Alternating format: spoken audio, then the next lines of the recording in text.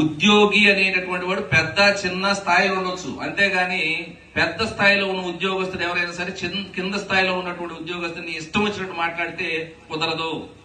నువ్వు ఉద్యోగస్తుడివే, నీ మీద కూడా ఒక అధికారి ఉంటాడు, వాడు కూడా నీ మీద నీ అనవసరమైనటువంటి మాటలు మాట్లాడుతూ వాడి నోటికి వచ్చినట్టు మాట్లాడితే నువ్వు ఊరుకుంటావా? నీకు ఆత్మాభిమానం లేకుండా నువ్వు ఊరుకుంటావేమో, లేదా అవినీతికి పాల్పడతా నువ్వు ఊరుకుంటావేమో.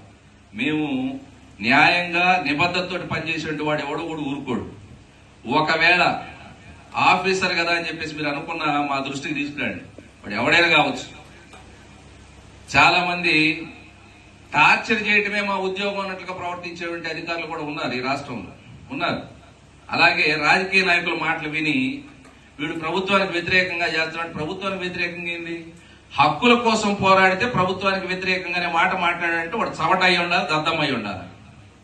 నాకు రావాల్సింది, నాకు ఇవ్వాల్సింది న్యాయంగా ధర్మంగా ఉన్నటువంటి వాటిని కదా ఎవడని అడుగుతాడు.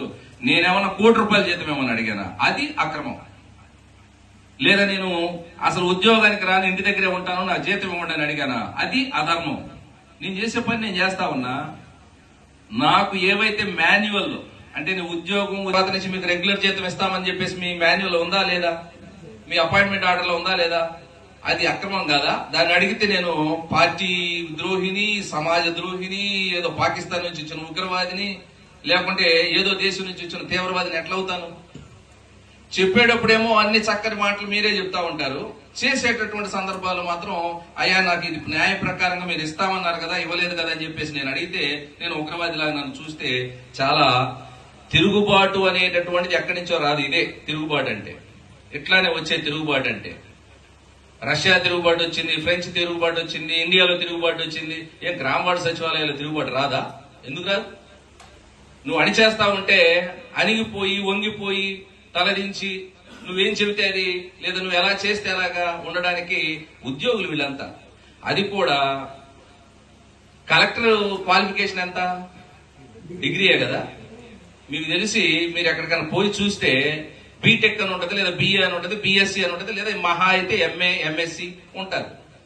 మరి గ్రామ వార్డు సచివాలయాల్లో ఎంటెక్లు చేసిన వాళ్ళు, పిహెచ్డీలు చేసిన వాళ్ళు, ఎంఫిల్ చేసిన వాళ్ళు వీళ్ళంతా నీకంటే పెద్దేగా.